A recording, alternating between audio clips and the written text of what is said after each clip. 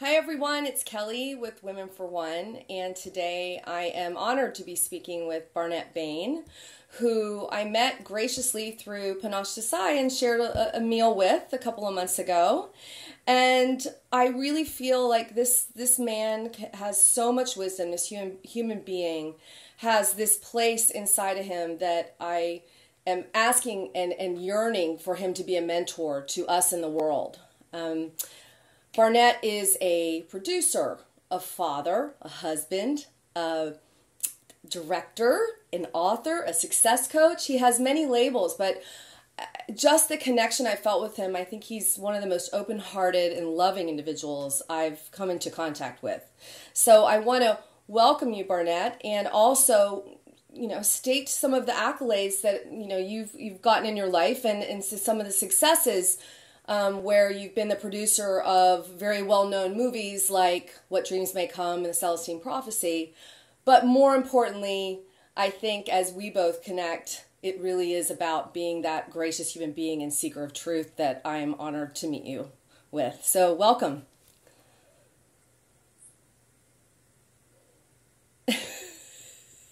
It's great to be with you. Just great. We have some technical challenges here, and I hope that our listeners are going to bear with us. And to note that the technical challenges are part of our conversation. So the conversation and the communication that we're going to share this morning includes these technical problems. That's part of the communication. We are all in a time of great turmoil, lots of energies, lots of forces, lots of futures, a whole menu, a whole array of futures converging on this present moment. And some of these futures are glorious and beautiful beyond our wildest imaginations, and some of them are they're extensions and expressions of some of our darkest stuff that is playing out as well. And they're all coming at us at the same time. There are all these energies coming at us at the same time. And those of us that are increasingly more conscious bring to the moment our own awareness and hold like a flag hanging limply at a pole while the wind whips furiously around the flagpole without making a choice to buy into something or to react to something, a choice which will precipitate into a decision and then to a commitment that shows up as life. And so we have all of these things, and we see a world that is so chaotic, things that are so beautiful and good and true, and also things that are so barbaric and so painful and so wild. Mm-hmm. And to be large enough to hold that all and to be still in it and to be present with it, whatever the interference shows up as, whether it's massive in our lives or whether it's glitchy stickiness on our Skype call. It's all part of the communication. Come to it with an open heart. And I love that you bring up the darkness and that place for the world. Our community is very large, and a large part of it comes from the Middle East, which is in a lot of external conflict. I believe that we're all, though, in that internal conflict and experiencing, because we're all connected, the internal and external conflict of the world right now. And I feel like a lot of times when people are seekers and seekers of truth, if you call it that, they really make a choice to focus on that lightness and not embrace that darkness. And can you talk a little bit about that? Well, first of all, I agree completely. And inside the darkness, inside the constriction, there is a light. And it's important for us to remember that. There are things happening now in the world, some of it very painful, as I said, some of it very barbaric. These are expressions, these are people who are tuning in to something that at the root has some light in it. There are some behaviors going on, and there are some organizations going on. There are wars going on, where people find, even in their barbarism, they find a sense of belonging and a sense of passion. They are fired up with a passion. Now, the passion does not have compassion. And passion without compassion is very dangerous. But it allows us to look at these situations with a compassion that we can bring to it. It doesn't mean that we're endorsing it. It doesn't mean that we're supporting it, but it does mean that we're tuning into the raw energy of these things. And when we tune into the raw energy of these things with understanding, we can begin to use that raw energy, we can see how much passion there is in the world. When we tune into that and add to it our own compassion, we are now able to use that energy in our own lives and direct it with goodwill for others and for visions and dreams of what else could happen in the world that is beautiful and good and true. It is our own compassion that is added to that darkness that seeds the light. And people, when there are meditations that I do now, I can see myself walking through the rubble of war-torn neighborhoods. I see myself walking and seeing a small child looking for his dog, a mother looking for her child. And I vision myself sending love and sending compassion and a sense that one is not alone, not trying to fix it, but just trying to love it. And it may not be in 5 months, it may not be in 5 years, but at some point, even in the most helpless or the most darkest heart, a light will go on. And somebody may have a thought or a feeling, and they may think, I had a dream. And in that dream, something new sparked in me. This is the power that we all have. We all matter individually. And I know that some of what I'm saying sounds beyond logic and beyond reason. And that's true. Much of what we are experiencing now, much of where we are growing, much of what we are beginning to explore in terms of consciousness is beyond logic and reason, but without losing sight of logic and reason. So it's that multidimensional place that I so resonate with you when you speak about that no time space and that understanding. I heard you, I watched another interview where you were talking about the story, which is what Women for One evolved out of. And the book you wrote, The Third Story, was so beautiful in that way. But speaking of that story, it's never linear. We make that in our mind linear, but it really isn't. It's all that dream that we can't make it linear. And I feel like you're the first person I've ever met in my whole life, and I've spoken to a lot of people, that I can start to not conceptualize in my mind, but in my body, what that means, that no time space, that we do have a deep effect on each other and the world and that interconnectedness. And the risk of getting really deep right here, it's always been that yearning inside of me, that understanding and that knowing that we are interconnected. But you just put it in the most practical way I've ever heard it said that way, that the compassion and the passion. That's because really we just need to at least understand, not in a judgment way, but an understanding that we all are from one. Do you agree? I totally agree. For me, the world is enchanted. And the enchantment is experienced by beginning to become more and more aware of all of the ways that you and I are one being. All of the ways that when I ride out in my car and I look out over the ocean, and it is so beautiful. It is so beautiful that in order for me to understand that beauty, I have to be that beauty that exists in me.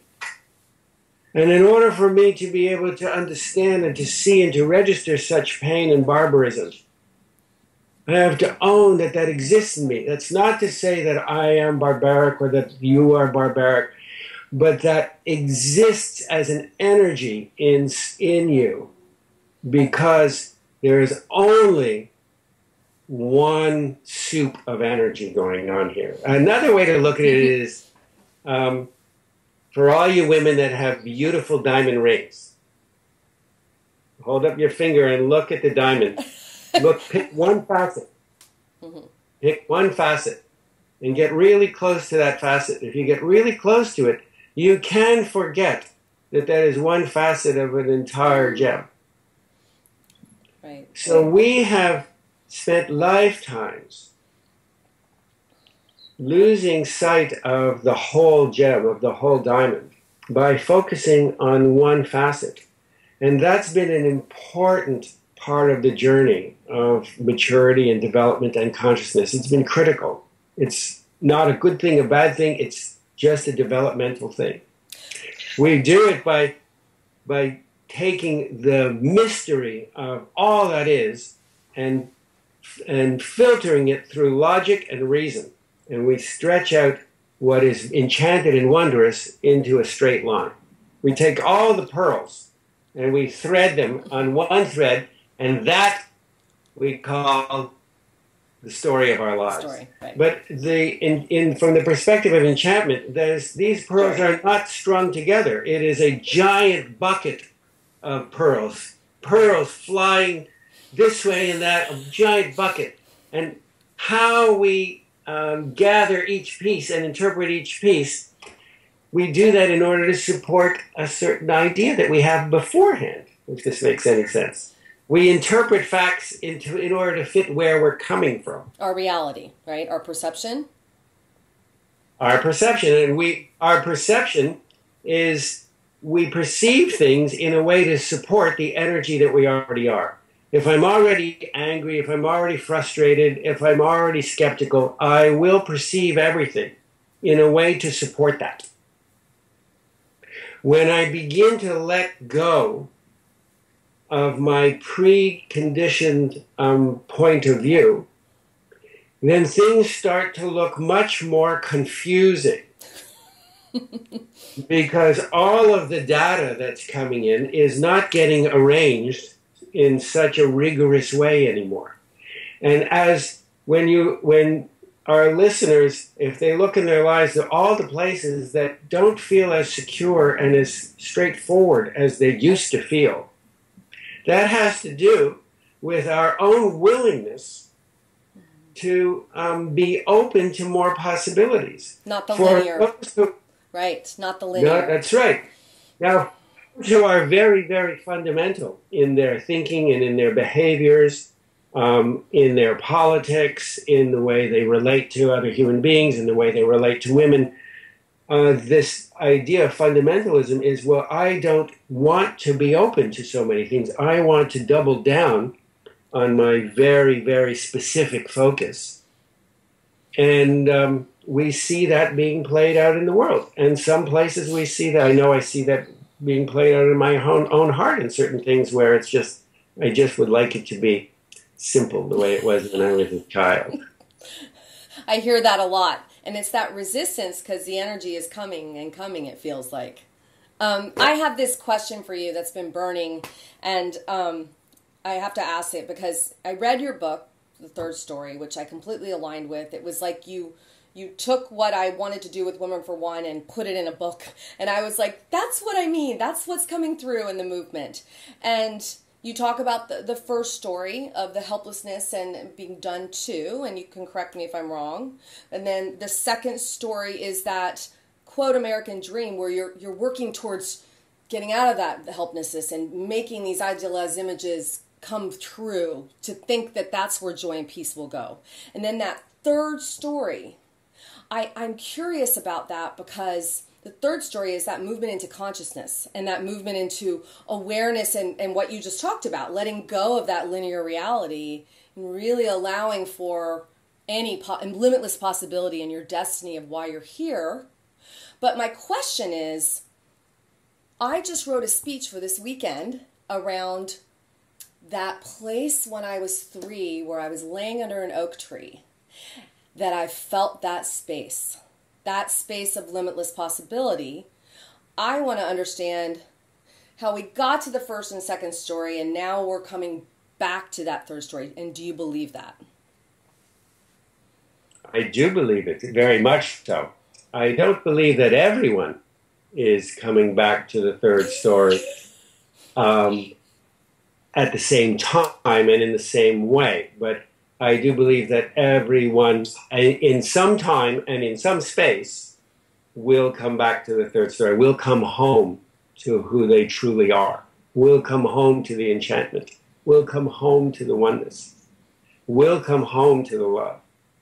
So I do believe that. How we got to there,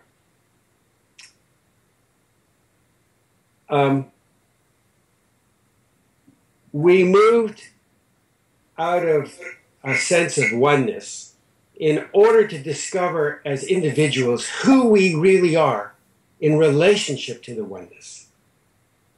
So out of a sense of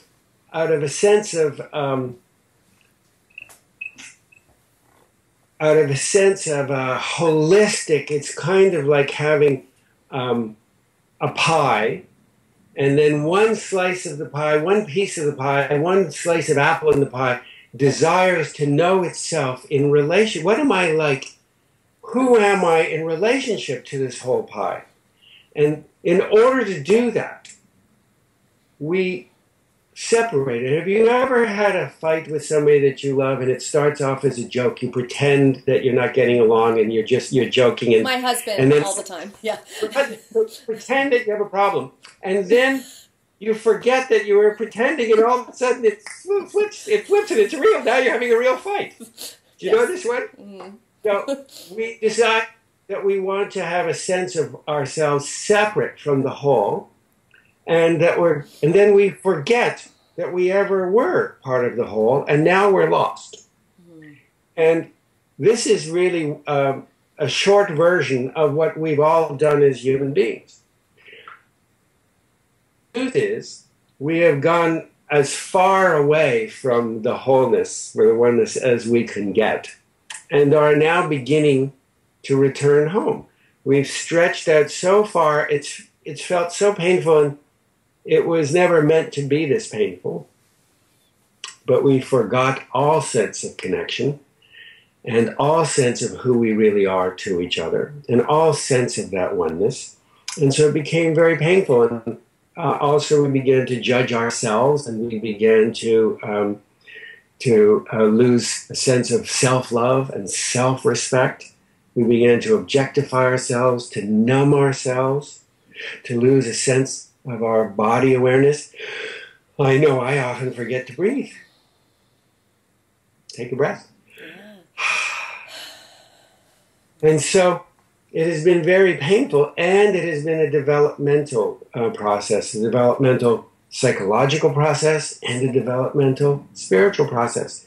And we have begun to understand more and more of ourselves psychologically, and that has lifted, for many, to the beginnings of an understanding of ourselves from psychology to spirituality. Psychology originally meant the study of the soul. It's been sort of co-opted along the way to mean the study of the head. But for many of us, it has truly lifted to being a for real study of the soul, one's own soul. And now we are beginning to open to ideas that exist beyond our story of ourselves. We no longer think as myself as I am somebody who does this, I am somebody who is overweight or underweight, I'm somebody who is a struggler at work or a flower at work, I'm somebody who does relationship well, I'm somebody who does relationship poorly. We are beginning to think of ourselves not only in that way, but even beyond that way. I'm somebody who loves and who can feel love. I'm somebody who can feel the warmth of another person. I'm somebody who can feel a sense of movement of things, that society is moving towards something. I can feel that. It doesn't really make sense, but I can feel that. So I'm somebody that's beginning to understand myself in different ways that don't really make sense in the way that we used to think about things. I'm that person too. And that mystery, those are breadcrumbs on the path of enchantment. I love that word. That's great. Enchantment. I love breadcrumbs on the path of the return home, of the sense of beyond our common senses, sight, sound, smell, taste, a beginning of an experience of uncommon senses, a whole new menu of love. I love the enchantment piece. I love that enchantment piece. I don't know. That word just lights, it opens my heart when you say it. Every time. Never heard that word used with truth and spirituality, that enchantment piece. Well, we men do this, not particularly, but men and women have a certain kind of masculine energy that is involved with will and action. We build stuff. We fill stuff. The feminine energy is an energy that holds space. It's the womb. It's the primordial creative womb. It's a basket that is filled by masculine energy. That there's a space, I'll fill it. And so the way these two energies work together creates all that is. But we have become overly identified with the masculine energy of filling space and of labeling and of slicing and dicing. It's like having a full basket of vegetables, and by the time the masculine energy is finished chopping them up and slicing and dicing it, so that I can make a puree, so that I can make a stew, so we are a little out of balance. We're way out of balance on that. The enchantment happens when the will and action, the slicing and dicing, is held in balance with feminine energy that holds the space, that makes possible the possibility that I can slice and dice, feminine. The possibility that I could get up and build a business, build a family, drive my child to school, help with her homework. The possibility of it, feminine energy. The doing of it, masculine energy. But when we break the connection with the feminine energy, as we have, in order to separate, to slice and dice, it required a choice. That's not a bad choice. It was a choice to experience something.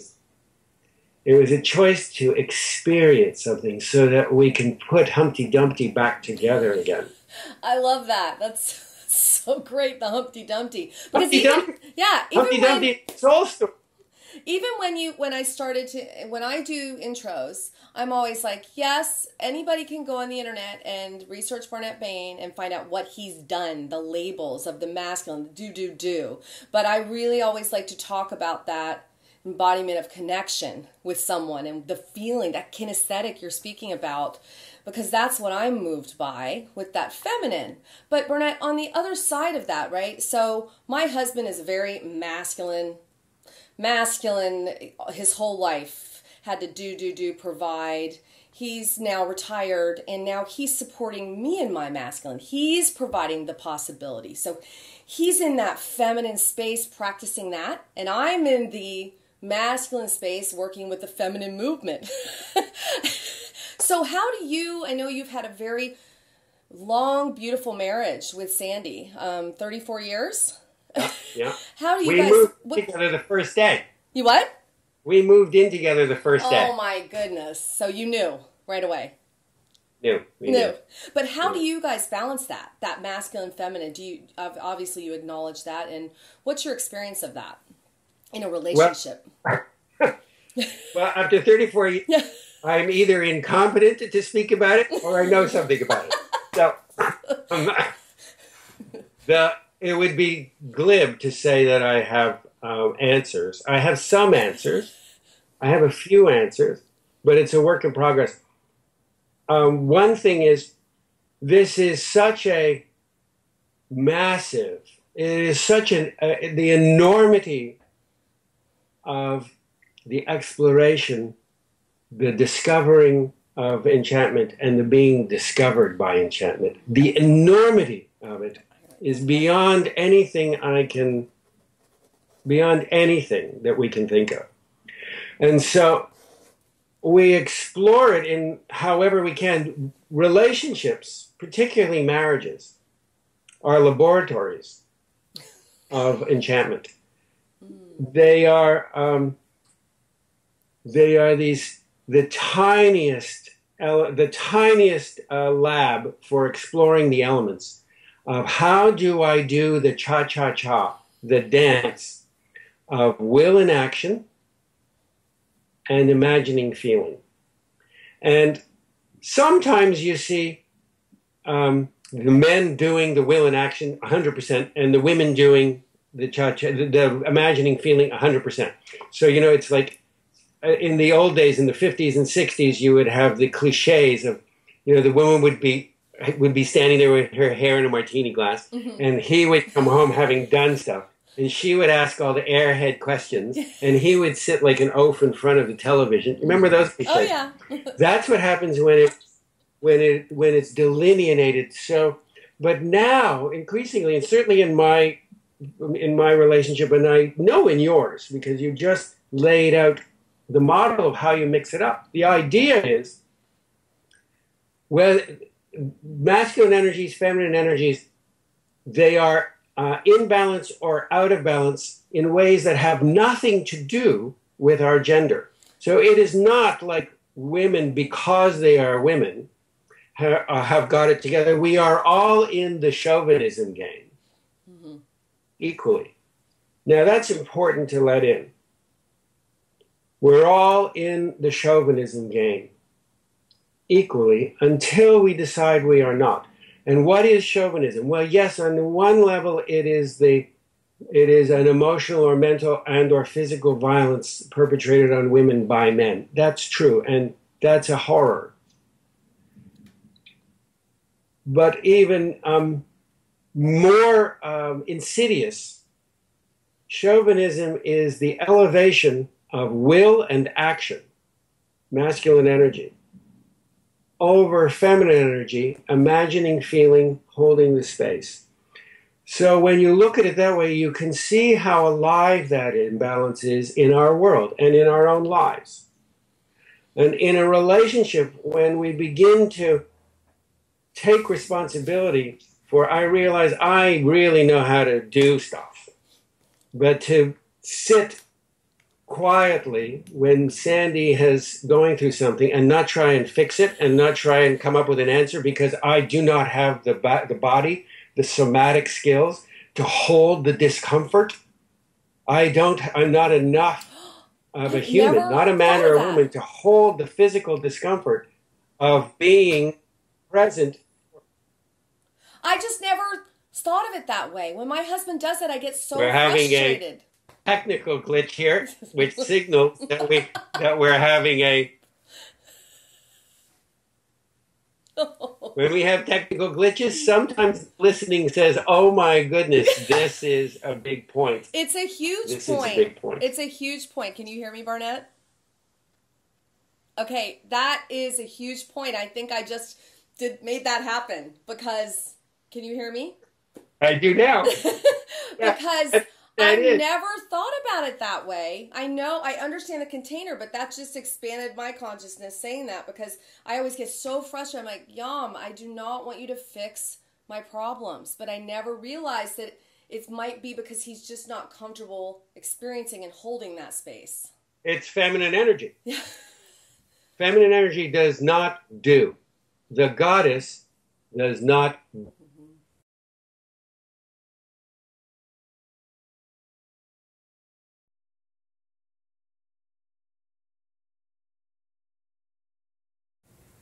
Hello? Yes? There you go. So, once it goes in, you know, then we won't have any more glitches. So keep going. Okay. So again, I love these glitches because, again, the glitches are part of the communication. These glitches are not in the enchantment. They are not accidental. This is confrontive stuff. So to be able to be present for another person or a wife or a husband without trying to fix requires that I engage my feminine energy, that I hold the space. And lots of personal glitches come up there. The need to fix, the need to do. This is the chauvinism that I'm talking about. It doesn't make us bad and it doesn't make us wrong. It's not like we're willfully trying to hurt anybody. But it is damaging, and it does create separation. So when we feel this kind of need to act as opposed to the developing with ease the ability to hold the space, whether when your husband is holding the space for you to activate your masculine energy, your integrated masculine energy of will and action, of building, of creating this gigantic community, and he is able to hold that space to provide those energies. And on the flip side, when women are able to develop, like my wife, for instance, has tremendous masculine energy. At the beginning of our career, thank goodness for her masculine energy, because she was the breadwinner and I stayed at home writing and creating, and she was powerful enough to be comfortable with that space and that arrangement. And it's important, it was important in our relationship for me to increasingly develop my own masculine energy so that I could also be out in the world. And this kind of goes back and forth as we each seek to find our own internal balances. Yeah, it seems like it's such a beautiful dance, and I do believe that first relationship is the most challenging and most enriching and most rewarding in our lives. And I've been challenged to find that masculine space. So that was just a great aha to be like, wow, that's what it's about. Yeah. And do you have from there some suggested tools with your 34 years of experience in marriage and relationship for women and men to practice that? Are you doing any kind of teaching or also just some ideas that you have and thoughts around that? I do a lot of teaching about this and a lot of coaching about this. This comes through for me in the exploration and the discussion of creativity and what it means to be creative. What is creativity? How creativity isn't simply about drawing a picture or writing a poem or baking a cake. Creativity has to do for me with the delicate balance of masculine energies and feminine energies, and how do we mindfully and consciously begin to create new balance for them and to up-level them and to become first artisans of masculine and feminine energy, and then artists of masculine and feminine energy. This is, for me, what the nature of creativity is. Creativity is love's work. And so whether it is making films or coaching people or speaking or talking or working privately, it is always, my life's purpose is to foster an environment where creativity is understood as a reconnection to enchantment and to the magical. In a very practical way. Again, I'm speaking, and as I'm speaking, I'm aware that my breath is becoming shallow and that I am drifting up into my head and I am losing connection with my body. In other words, I'm losing connection with the world. If I can't have a connection with my own body, how can I have a connection with you? How can I have a connection with our listeners? And so, in a very practical way, I suggest that we all take a breath. A breath that is up into the top part of our lungs, not a big belly breath, a breath into the top part of our lungs that generates a sense of aliveness. So if the camera is still on, I'll model one. Yes. up, put your fingers up in your clavicle and take a breath into your fingers. And another, and another, and another, and another, and another. And now a gentle one, deep, and release. And if you're like me, you will feel a tingling in your body. Do you feel that aliveness? I feel the groundedness as well. It brought me back. It brought you back into your body. It brought you into a relationship, a balanced relationship with your energy of containment, your feminine energy that holds the space, and the integrated masculine energy, the spirited energy of the aliveness, that tingling. That's your spirit.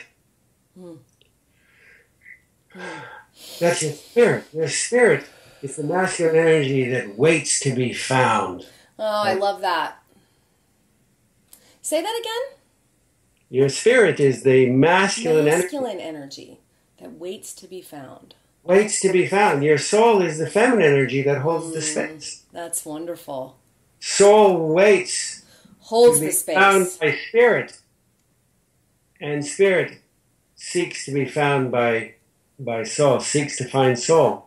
So when these energies come together, there is an aliveness that happens. And it's felt in the body, not in the head. For most of my life, I used to believe that my feelings were experienced in the head.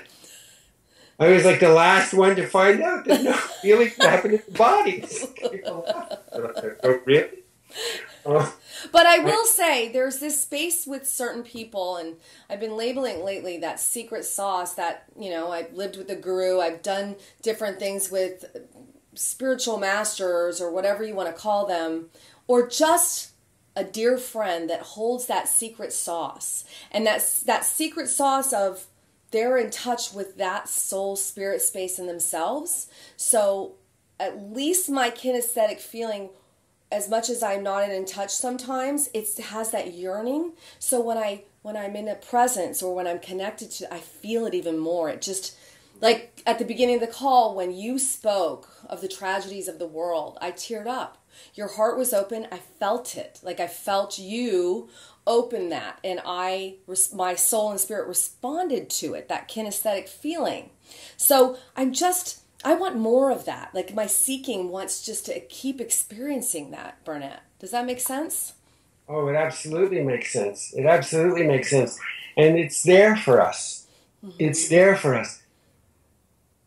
I have a conditioning that is now 61 years of age. That was largely formed. Some of it I brought in, the major points of my life I brought into the life. And very early on, those major points were reinforced by the circumstances of my early upbringing, the family, the parents that I chose. And yes, we do choose our parents.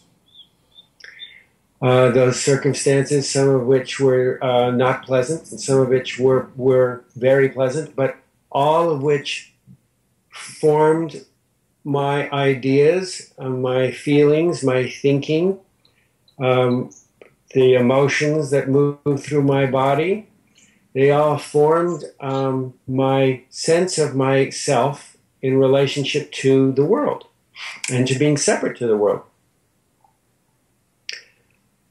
And the expansion of that is a life's work, because we take for granted that our blueprint, that is, as I said, that we come in with and that is reinforced very early, that blueprint, we take for granted that is who we are and that is the way our world works. We are discovering now, through our aliveness, through through having a relationship with our spirit that is not simply an idea, but is a felt sense, and our feminine energy, our ability to contain. For example, as I started at the beginning of our talk, to be able to imagine yourself holding the space for a woman searching for her baby in the rubble, without trying to fix it, because it can't be fixed in that way. It can, but not in that way. But to hold the space with love and with compassion and with care, and to be the light for someone, that in her own time and in her own space, she will feel, she may not recognize it as me or as you or as any of our listeners, but that moment will happen, if even for a flash, as I said before, in 5 months, in 5 years, in 50 years, in a dream or in a silent moment. We are all connected. We are all connected. And this is a very different idea of self, much, much more expanded than that blueprint, relatively tiny blueprint that I just spoke of coming into the world and having my life purposes and my life lessons augmented and reinforced by my early childhood experiences, and having a sense that that is really all that I am, and having gone through most of my life feeling that that is all I am, to discover that in addition, I can make that, I can pump that up, I can develop that, I can expand it to include, no, there's more to me than that. I am also able to be a light to others. And my light matters. I matter. Mm-hmm. My thoughts matter, not only to me, but to you. And that no feeling or no thought, there is no feeling that does not travel. Every thought and feeling travels across eternity. And that matters. That's a very different sense of self than the sense of self that was structured by my early life experience. And there comes to be this sense of, the two words I hear through that are trust and truth, like trusting in that universal space that we are all connected, and surrendering to that mystery. And I feel like I've started to do that with all noticing that my kinesthetic sense is developing like a muscle, right? And then you have this truth space that I've been wanting to ask you. I have my own story of what I tell myself the truth is, what the truth is. And I ask on most of my conversations what people feel like that word means to them. And I'd like to ask you the same thing. What do you feel like truth is to you? It's moods. It's mood. What was true for me when I was 3, 5, 7, 11, 12, 15, 20, 30, 35, 50, 55, what was true for me a month ago, there are higher truths. So what is true for me right now is that I am beautiful, and who I think I am has as much to do with you as I used to think it had to do with my ideas about me. Mm-hmm. That when we're having a conversation, I am talking, there's a me that's talking to you. That's one level of truth, and I'm starting to feel like the ticklish fine edges of a feather. That little downy edge on a feather. I'm starting to feel the place where you and I, an experience of you and I as one energy. So both of those things are true. I guess I've never put it this way before this moment, but I guess my experience of truth right now is that it is paradoxical. It is confusing and clarifying, both at the same time. And the truth is a rolling wave that is breaking upon a shore that keeps moving away from the wave itself. So, okay, that was beautiful, because I experience life as expansion and contraction, and I tell myself when I'm in contraction, ride the wave, Kelly. Ride the wave into that expansion. And I start appreciating that contraction space a little more each time, where I define that a little bit as my darkness or my growth area. And then it's like, woo, expansion. So when that visual really, really resonates with me of the wave. Yeah, I love the way you put that too. That contraction is critical. You know, everything waxes and wanes, waxes and wanes. The moon waxes and wanes. It needs to, in order to become new. With every breath that we exhale, there is that pause, and then we pull it back in, and then there's the pause, and then we let it go. And there are seasons. There are seasons to how we express in the world, and no ultimate truth. Isn't that so true? A lot of times when people say, Kelly, you should speak or teach, there is a place of questioning in me, because right now I'm in this space of, I really don't know anything. I really don't know what is true, and I feel solid in that truth. It's that curiosity. Yeah, that's a beautiful paradox. That is beautiful, beautiful irony, is that the more mature one's understanding of that is, the more mature one's understanding of the, as we said earlier, the beautiful chaos of life, the more grounded we can be in order to show up to meet it without having to have a collection, a giant toolkit that we're dragging around in order to meet every contingency. And that's the way we were all raised. Of course, what we are seeing increasingly is that those tactics and those strategies to meet life don't work anymore.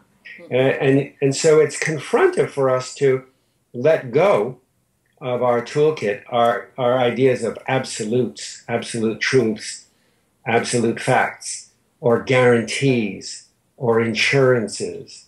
To, you know, you're in this relationship with me, and you have got to stay in this relationship with me, whether it's personal or business. And so these ideas of absolutes and guarantees, they are also developmental, and they're largely adolescent. You know, when we look at I remember myself as a young adolescent, and, you know, things like, oh, if I have to wear those shoes to school, I'll die. You know, these categoric, absolute statements.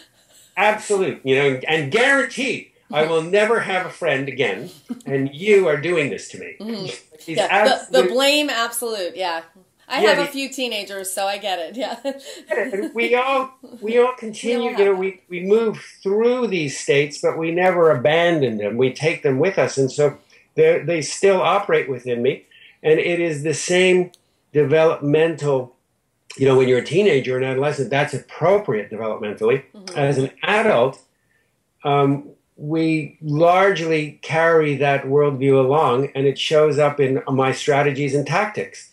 You know, I have a friend who is involved in a legal matter right now, and he is being bullied by somebody in a legal matter, and he himself also is seeking to bully back. So, you know, these are these tactics that are absolutes and guarantees and insurances, and they worked on a playground once, and they worked largely in our adult lives. They seem to have worked anyway at an enormous price, because these are all very hostile doingnesses. Mm-hmm. Not a lot of feminine energy to hold the discomfort of, to be large enough to hold discomfort without having to fit it in with some strategy that is usually started at around 12 years old on the playground. I got to fix, or I will die, or I will die. I have to fix, or I will die. So,